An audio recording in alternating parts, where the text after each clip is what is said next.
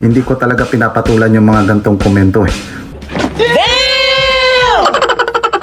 Pero dahil puyat ako, may topak ako. Ano masabi? Papatulan ko. Nakuris ako dito kay sir ko anong taglay meron to. Sabi ko baka matuto ako dito.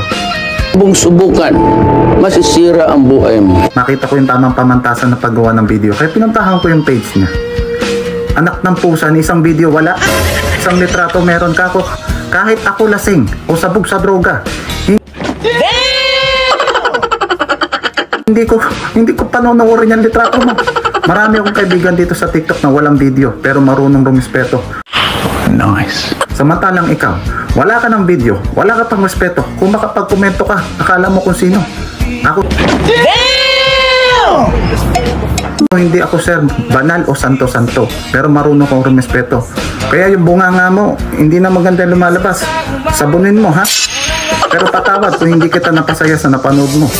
Pero maraming salamat dahil bukod sa panonood mo, tinapos mo, nagkomento ka pa. Yaan mo. Sa susunod na makikita tayo, gagalingan ko pa. Pwede na! Ikaw ah.